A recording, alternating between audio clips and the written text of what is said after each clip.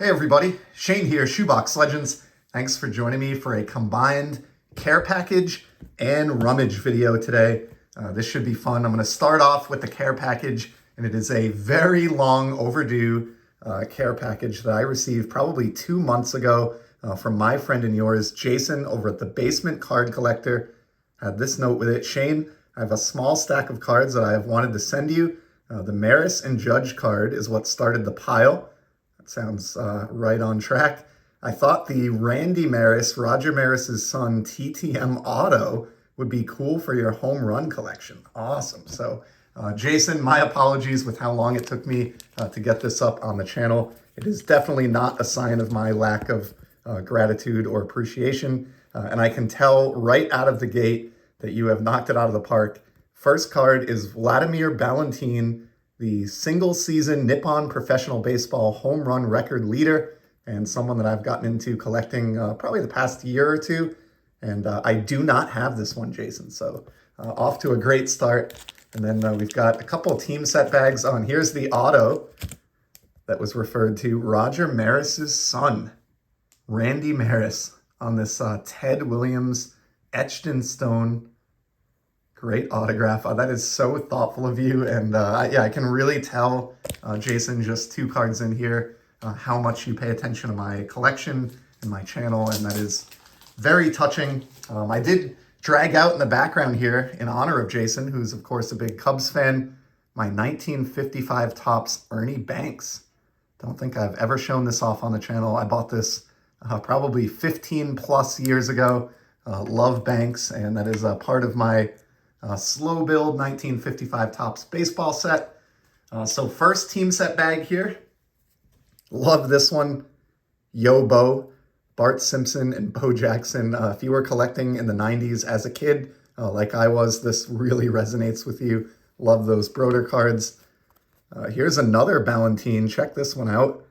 It's a throwback to a prior SP design. Love that. Great foil on that card.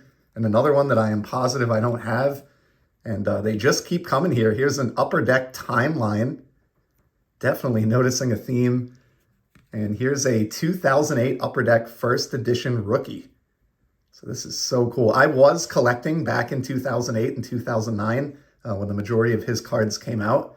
But at that point, he was not the record holder, and I really wouldn't have kind of recognized him from any other player, to be honest with you.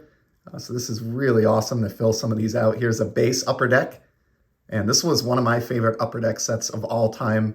A very simple design that just focuses on the full bleed photography. Killer card. I actually have this entire hand-collated Upper Deck set from back in 2008. Here's a great one, Wayne Gretzky on one of these kind of Broder cards. I'm going to put some of these down here. It looks like we've got back-to-back Gretzkys, and apologies for the glare there. One in the home uniform, one in the away. And these are the All Sports Superstars, Series 3 and Series 4. Love those. I do have a Gretzky Z folio that those will fit nicely into. Same with this one. I love the striped border on that. And how about that smile? And that helmet. He's got the Jaffa helmet there. Great stuff. Here's one commemorating his 2,000 point milestone, which happened early in the 90s. And then it looks like on the back side here, we may have some Hartford Whalers goaltender John Garrett from the 80-81 Topps set, where they had that scratch-off design. Also, Gordy Roberts. And a great look here at the Whalers uniforms of the day. Bright green. Love these, Jason. Al Sims. Got a Whalers team leaders card from 81-82. Paul Sear from Pro Set. And then how about this? Peter Sidorkiewicz from my first ever hockey set that I ever collected. This is what got me started in the hobby all the way back in the winter of 1989. And also Pat Verbeek, the little ball of hate, heavily airbrushed, all-time Whalers cards. These 2 cards are literally about as nostalgic as it possibly gets for me. So nailed it with those, Jason. And then we finish off with Dave Babbage from the 88-89 O-Pee-Chee release. And I'm going to put goaltender Peter Sidorkiewicz up in the background here, just because that card takes me right back to my kitchen table in the winter of 89 as a 6-7-year-old with my brothers opening packs of hockey cards. And then it looks like we've got all baseball in this next one. And check this out to close out the package. Heroes of Fenway, Yaz, Williams, and Nomar. This is fantastic. And this is the refractor version of this card. I'm actually going to take this out of all of the protective casing so we can enjoy its true beauty. Check this thing out. Just a stunner. Love this. I mean, yeah, 3 of the all-time greats. Nomar, maybe not talked about as much now. He was unfortunately traded away just before they broke the curse. But that is a fantastic looking card. They don't make them like this very often anymore. Look at that shine. Do not own this. And yeah, just another home run here. Really, really thankful, Jason. Here's the card that was referred to in the note. Maris and Judge, home run special from Topps Heritage. Very cool. And here's a neat one. Dominique Wilkins, excuse me. How many of you remembered that he played for the Boston Celtics? I will confess I did not remember that. And this is a Topps embossed card, which is essentially like action-packed. You can see here if I get the light right. He is actually embossed on this card. And they had a baseball set release right around the same time. I think this was 1995. And I loved that baseball embossed set back in the day. Some more Celtics here. Robert Parrish. So this is great. I have a small little basketball card, Z Folio, Kevin McHale, and the man himself, Larry Legend. How about that trio? I got a small basketball card, Z Folio, as I was saying, and that will make a nice row across that Z. Those 3 Boston greats. That is perfect. And then how about some of these Topps black parallels? So these are not the serial numbered black that still exists to this day. But for a couple years, around maybe 15, 16 years ago, they did these. They were retail exclusives where the entire card, the background and the border are blacked out. And we've got some Red Sox here. Tito Francona, probably my favorite Red Sox manager during my lifetime as a fan. Mike Lowell, World Series MVP and hero here in Boston. And Jed Lowry, a player who was very solid in his time here and actually had a pretty lengthy overall MLB career. He may still be playing even, not 100% sure. And then Manny Del Carmen, who is not as long-lived, and I think may have had a less than gracious exit from the organization, if I remember, but I could be wrong about that. Mike Greenwell, one more of those Broder cards. Love that. Look how young Greenwell looks here. Fantastic. And then how perfect. This is exactly what I was referring to. The Topps embossed baseball set. So just like that Dominique Wilkins that we saw, this Mo Vaughn is actually embossed right off the card. You can really see it well there. I remember back in, I think it would have been the summer of 1995, watching AA baseball at the little stadium about 20 minutes from my parents' house. And they sold packs of this at the concession stand or the pro shop. And I remember buying a couple packs of this, sitting in the stands behind home plate and ripping open the packs while watching the game. And that's about as good as it gets. I pulled a Ken Griffey Jr., which at the time was just, mind-blowing. He was the guy in the hobby. And so I've always looked back fondly on this embossed release.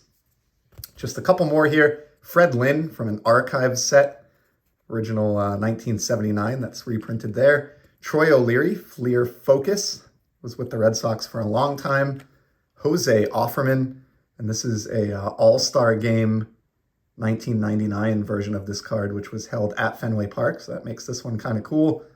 And then we close out with this one. Check out this Ken Griffey Jr. How about the borders and the facsimile signature on this one? Just jumping off the card. This is another like Broder type card, one of 25,000. I do not have any recollection of having seen this prior. And as you'll note, if you've seen any of my prior videos, I've been on a Ken Griffey Jr. kick here to start the year. So that one was perfectly timed. So Jason, thank you so much. That was just incredible. So much generosity displayed there. And I do have a return package on its way to you. I am happy to say that I got out the door yesterday. So hopefully you'll be seeing that sometime within the next week. And of course, if you're not subscribed to The Basement Collector, please check the link below. Head on over and give Jason a sub. I'm convinced you'll enjoy his channel very much. And with the care package out of the way, let's kind of cruise through this little stack here. These are just random cards that I'm ready to sort away and I want to show on the channel first. We're going to start with this one, which was a gift from my buddy Mookie Chilson. And he noted when he sent me this card that he was trying to cut down on his pre-Mets Pedro cards from my pal Mookie. And this is the Heritage Chrome, which is numbered to 1954. And of course, we get Pedro here chromed up on the 1954 Topps design. So that is a home run. Thank you so much, Mookie. Now it's just some random stuff that I had laying around, and we're going to finish with one new autograph pickup. But here's a buyback that's really fun. Julio Franco. This was a 1990 Bowman card, and you can see it is a 70th anniversary Bowman buyback. Love Franco. I love anybody who plays at the highest level to a really old age relative to everybody else in the league. So guys like Franco, Jamie Moyer, on the hockey side of the house, Chris Chelios. Just love having them represented in my collection. So pumped to have this buyback of Julio. Here is a quick Sapphire, and the lighting is not great in here at the moment for Sapphire. It's a little bit light, but this is the Mookie Betts from 2020. Just the base card out of Sapphire. I just love this release. And more as the years go by, I think this is kind of the chromium release of choice for me personally. Just love that it mirrors the entire base set. For Topps. And of course, this one looks really good in Dodger Blue, being Mookie's first card with LA and a World Series championship season for him out there as well. The first of now 2.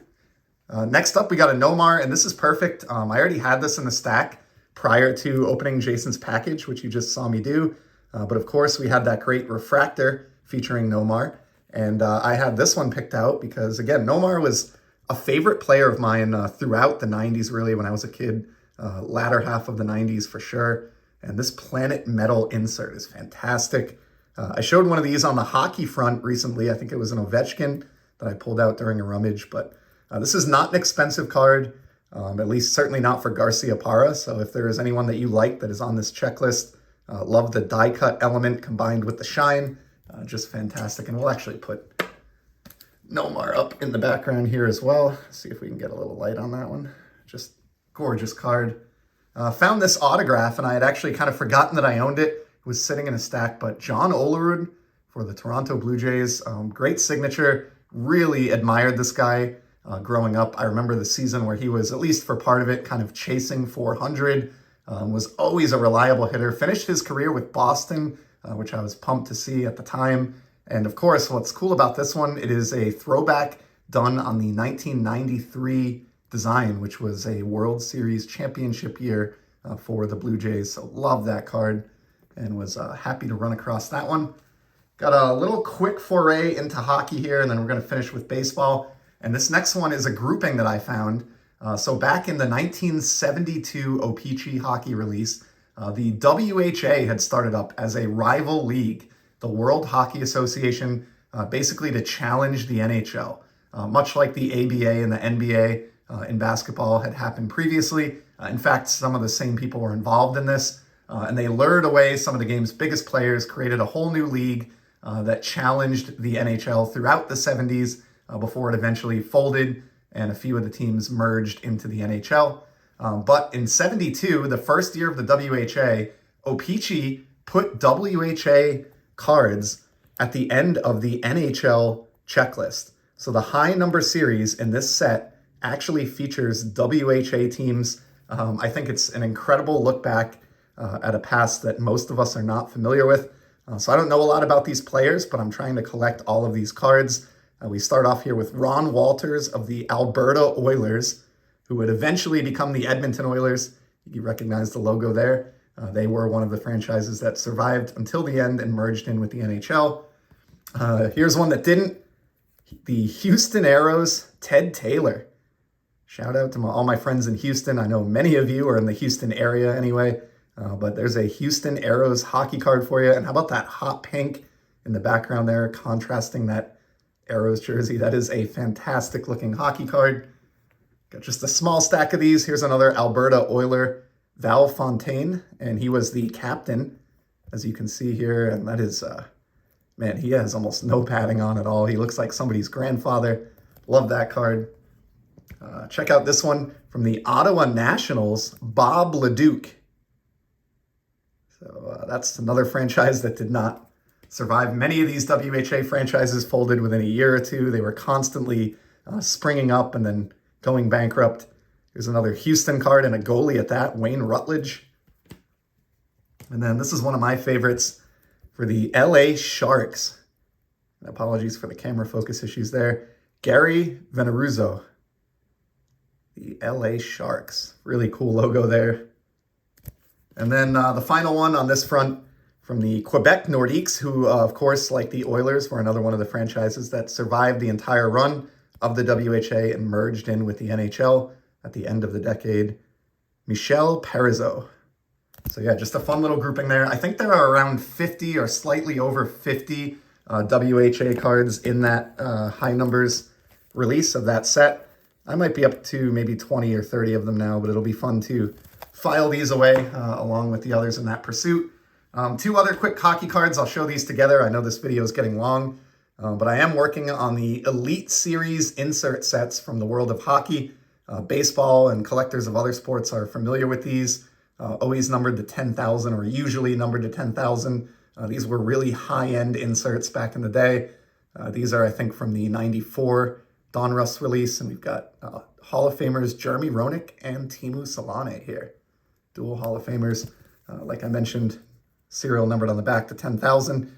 You've heard many others say it before, but while that sounds like a lot, here 30 plus years later, those are not easy to come by. And then wrapping it up, I've got two cards here from my best friend and yours, Scott, over at Reindeer Studios.